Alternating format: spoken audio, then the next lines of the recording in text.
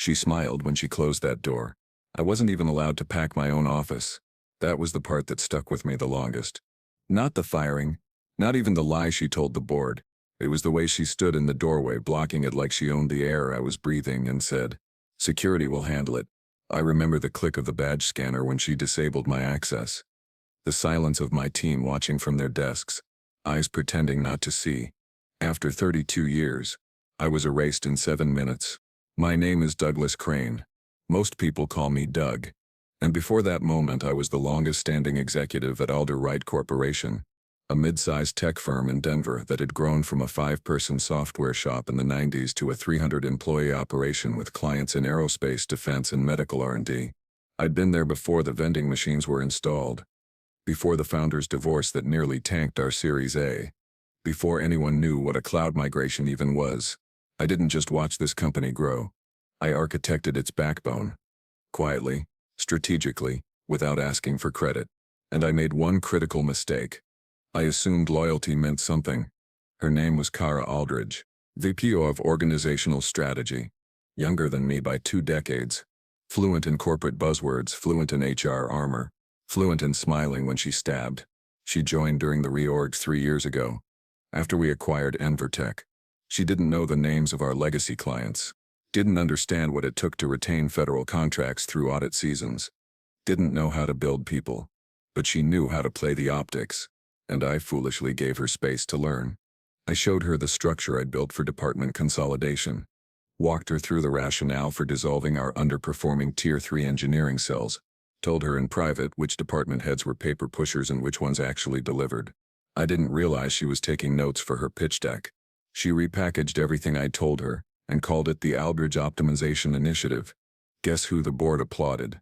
I started to notice things around October. She began showing up to meetings I wasn't invited to, started referring to my position as transitional, even though my contract was permanent. When I tried to raise questions about how she was shifting budget lines, she smiled and said, "Doug, we're just realigning based on impact." And then came the trigger. I submitted my Q4 recommendations, including a flagged warning that Kara's cost-cutting was underreporting compliance risks in one of our DoD contracts. 2 days later, I was accused of deliberately sabotaging internal restructuring efforts. No investigation, no hearing, just a call from HR and a termination letter already printed on letterhead, effective immediately. I found out later that she timed it on purpose. It was a Friday. The Friday before Thanksgiving week, when legal staff was skeleton crew and the board was on retreat in Aspen.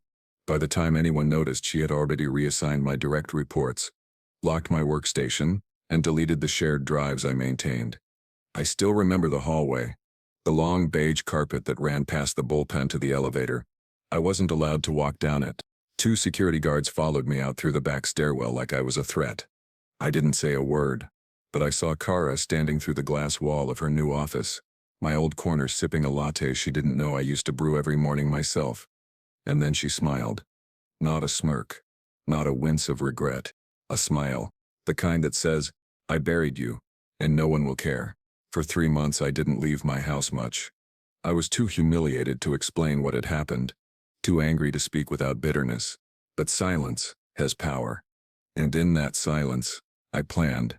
I didn't scream online, didn't post on LinkedIn, didn't rant to my old coworkers, most of whom had already gone silent too, afraid of being next.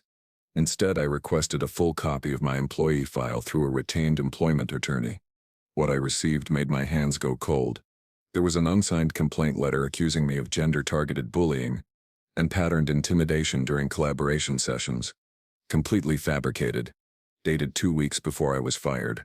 It was supposed to be anonymous, but someone who hadn't fully scrubbed the PDF metadata had saved it under the fine line.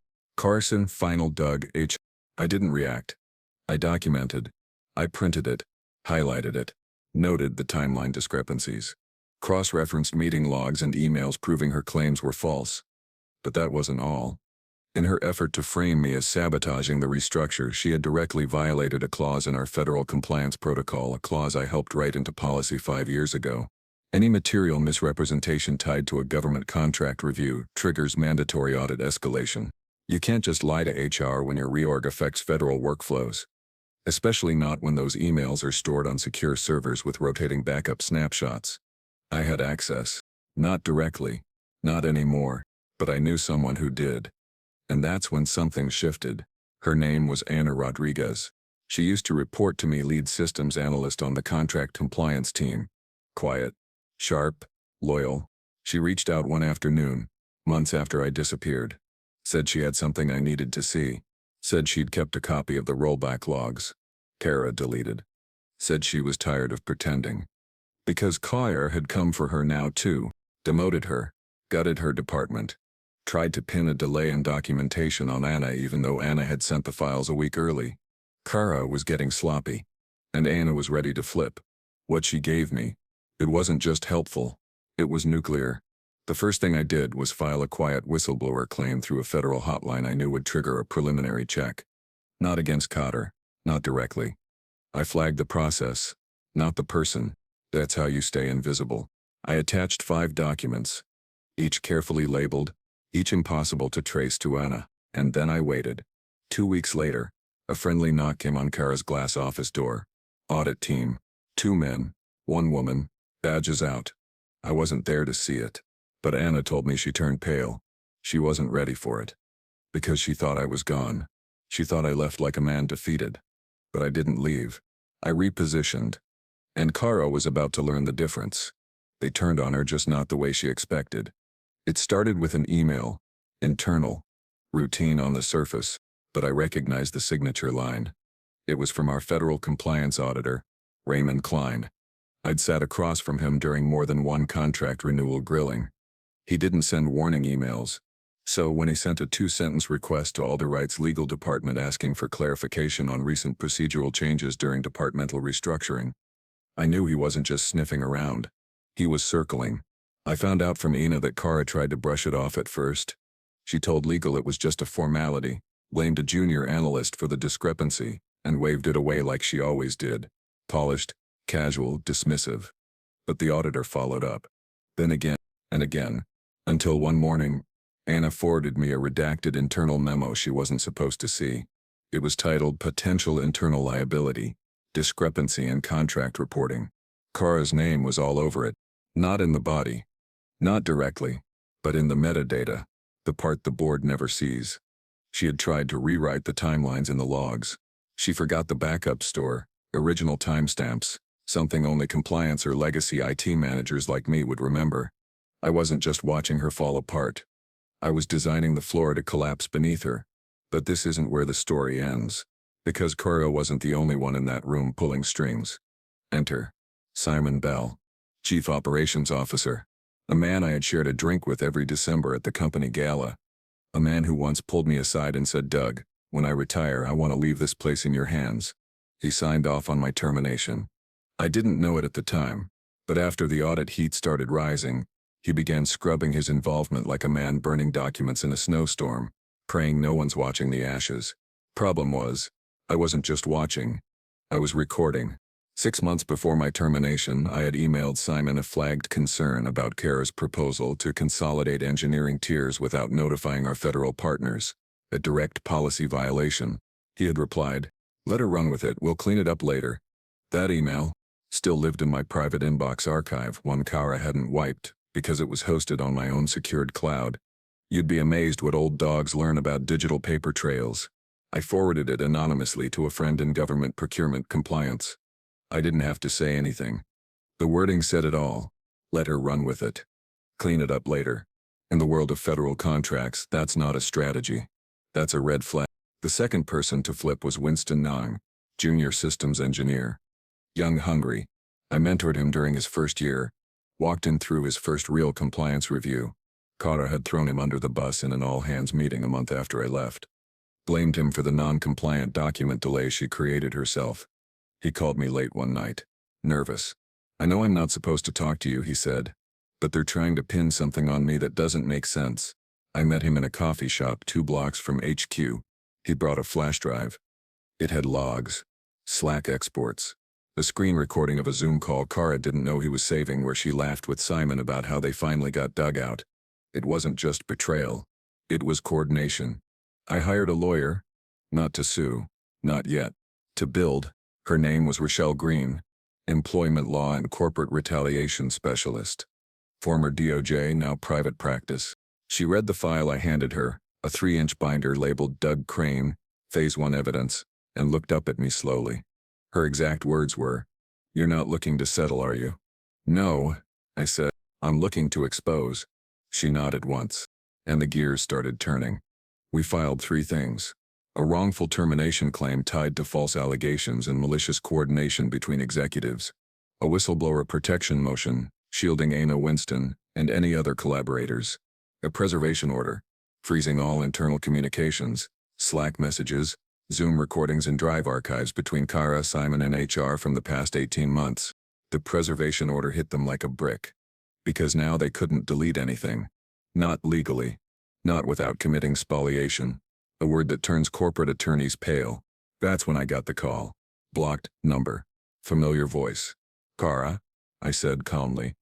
"To what do I owe the pleasure?" She didn't respond for a second. Then, "You're making a mistake."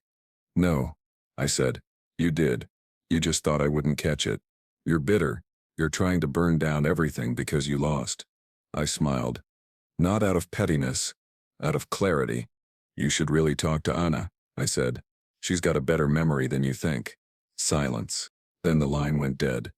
The next time I saw Kawa, on a courtroom screen, our preliminary hearing was broadcast over Zoom, and I sat in Rochelle's office in a dark blazer while she methodically laid out a timeline that felt like peeling skin off a lie. She didn't raise her voice once, but she showed the email. She showed the complaint metadata. She showed Winston's screen recording. And she showed the federal compliance flags already under review. Kara's lawyer tried to pivot. Blame process confusion. Called it a misunderstood internal misalignment. The judge didn't smile. Especially not when Rochelle read from the policy Kara had violated, the one I wrote into company handbook years ago. The irony wasn't lost on anyone. But the best part was Simon. He thought he was safe. He thought his name wasn't on anything. Until Rochelle produced the internal Slack transcript, the one Anna saved before she left. Simon had joked, "If Doug pushes back, just drop the harassment thing. It'll stick." It was like a bomb went off in the courtroom. Even the stenographer paused. Kara turned to look at Simon like she'd never seen him before. Because betrayal? It works both ways. They took everything. So I took my silence. The thing no one tells you about betrayal is how quiet it is. Not the moment it hits. That's loud. But the hours after. The slow leak of trust. The sound of nothing when someone you once respected walks by without looking at you. The way your phone stays silent when people you mentored for years don't call back. Not because they don't care, but because they're afraid of catching your stain. After my termination, I lost more than a job. I lost a life. Routine. Reputation. Identity. And yet that loss became leverage. The hearing adjourned with no resolution. The judge issued a discovery expansion order, which meant both parties had to submit deeper documentation before a formal motion hearing. Rochelle called it a silent win. "They're scrambling," she said. And they were. Within days, Anna texted me. "Simon's panicking. He's holding closed-door meetings with Legal Daily." Then Winston messaged. "They just reassigned my team lead. Kara's not even looking people in the eye. But me? I was still focused. I didn't want them afraid. Not yet. I wanted them documented." While Kara was busy lawyering up, I was quietly building a secondary file, one even Rochelle didn't know about. Because here's the thing. You don't stay at a company for 32 years without knowing where the bodies are buried. I had backups. Of board meeting notes I'd taken as a silent witness. Of HR memos they thought were internal only. Of compensation reports that contradicted public filings. No, I wasn't blackmailing anyone. I wasn't after hush money. I was collecting silence. Because eventually, someone was going to come to me with an offer, and I needed to be ready. That someone arrived on a Wednesday. Gray suit, polished shoes. He knocked on Rochelle's office door during one of our prep meetings. Said he was from Alder Rate's external litigation counsel. He handed Rochelle a proposal. She read it once. Then again. Her lips curled slightly. "They're offering a 7-figure settlement," she said. "And a public apology?" "No. Just a confidentiality clause. No admission of wrongdoing." I stared at the paper for a long time. Then I said, "Decline." Rochelle raised an eyebrow.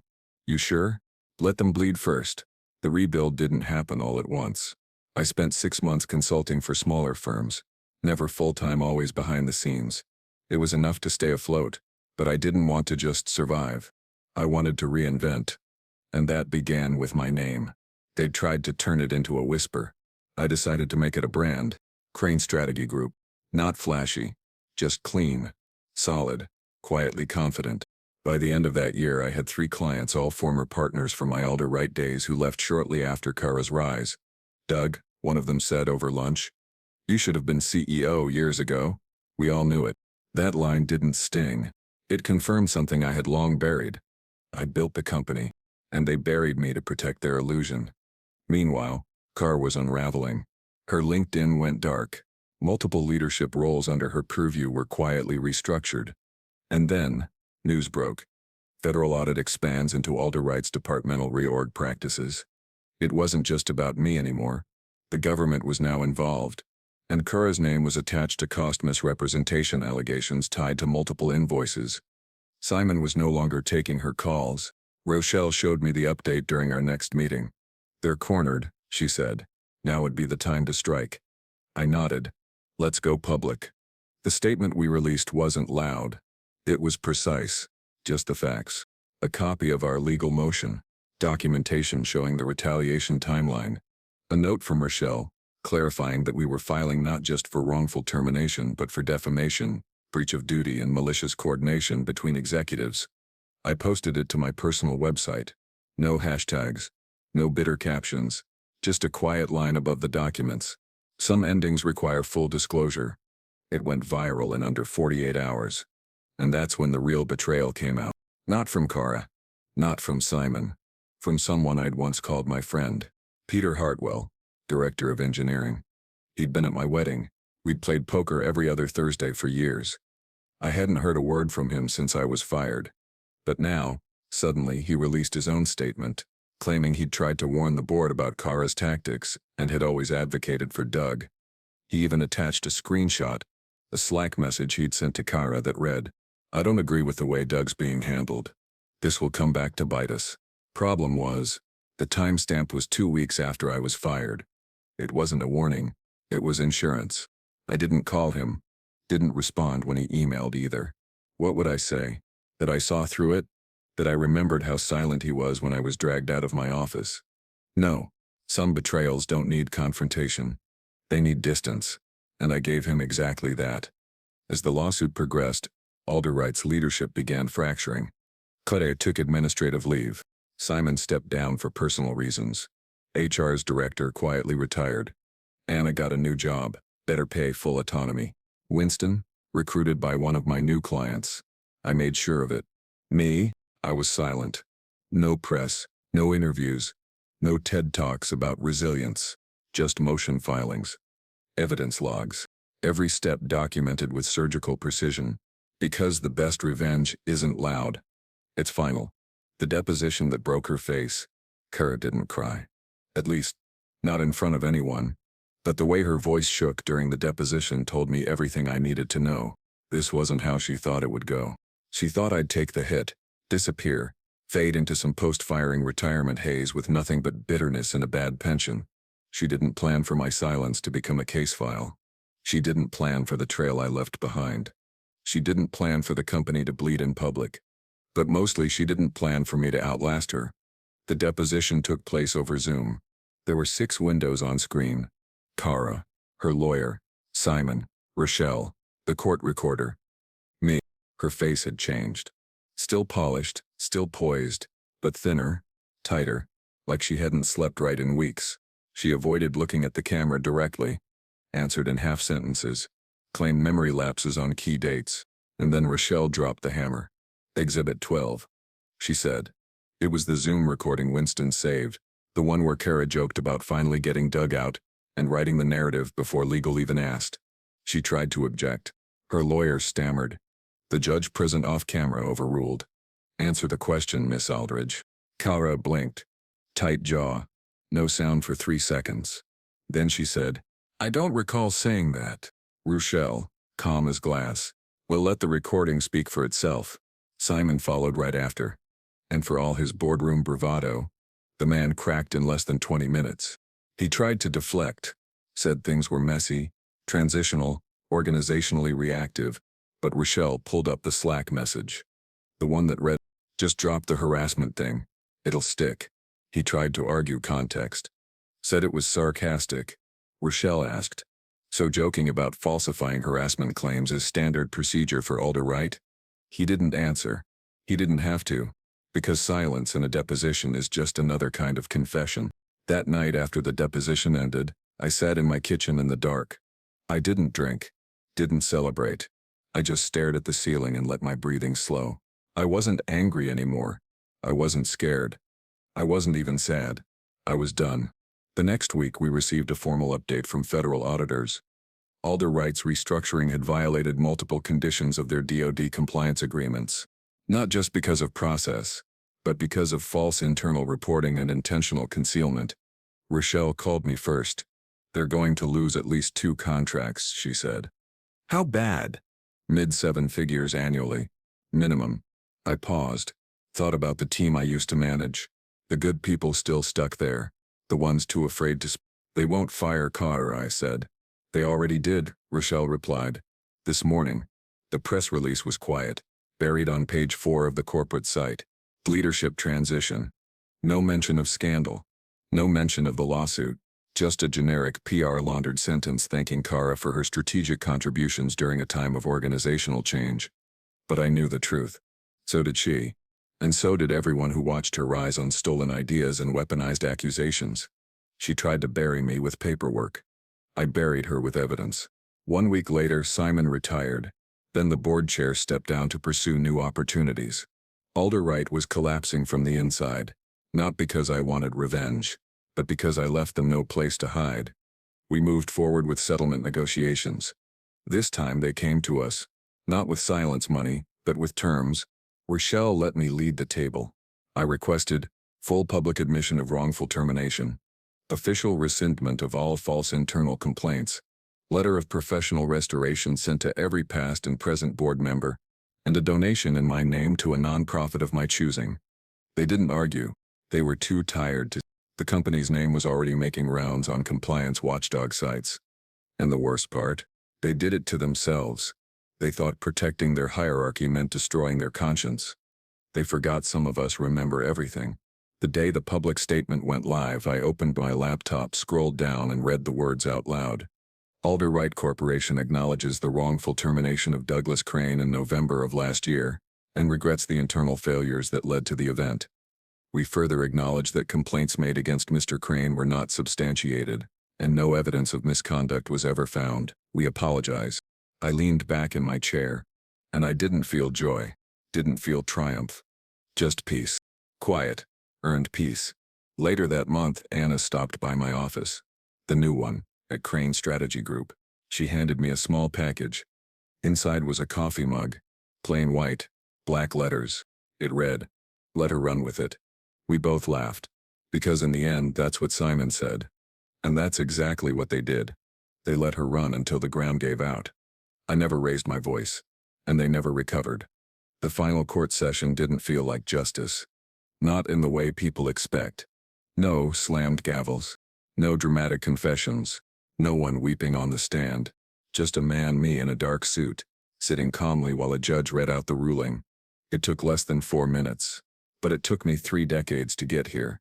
The court found Alder Wright liable for wrongful termination, defamation of professional character, retaliatory coordination by senior executives, malicious fabrication of internal HR complaints. They were ordered to pay damages, 7 figures plus legal fees. But I didn't care about the money. I already had a thriving consulting firm. My name was clean again. This ruling wasn't about compensation. It was about legacy. Because Cotter tried to reduce 32 years of integrity into a lie, and Simon tried to disappear behind corporate gray walls. But in the end, my silence outlasted their spin. I never saw Kara again. Last I heard, she relocated to another state, changed industries, switched to a name that no longer shows up on corporate databases. Simon took an executive fellowship position at a consulting group no one's ever heard of. But me, I got invited to speak at a private federal contractors roundtable. Not because I fought, but because I proved something. Documentation is louder than reputation. Anna became director of compliance at a different firm. She sends me a Christmas card every year. Winston now runs his own engineering startup. First client, Crane Strategy Group. Rochelle still uses my case in her seminars. She calls it the blueprint for clean revenge. I call it necessary silence. People always ask me, why didn't you blow it all up earlier? The answer is simple. Because real power doesn't explode. It waits. It watches. It lets them stack their lies into a tower so high that when it falls, it crushes only them. 1 month after the verdict, I visited my old office building. Not to gloat. To remember. The glass walls. The worn carpet. The humming lights over the hallway they wouldn't let me walk down that day. The same front desk security guard still worked there. He looked up when I entered. "Mr. Crane," he said, "it's been a while." I nodded. "It had." He paused, then said, "You always treated us decent, not like the others." I nodded again, smiled politely, then turned and walked away. Because closure doesn't need applause. Just footsteps. I never wrote a book. Never gave interviews. Never took part in exposés or tell-alls. This story, I'm telling it now not to relive it, but to remind anyone listening. When they try to erase you, don't shout. Don't plead. Don't panic. Just start documenting.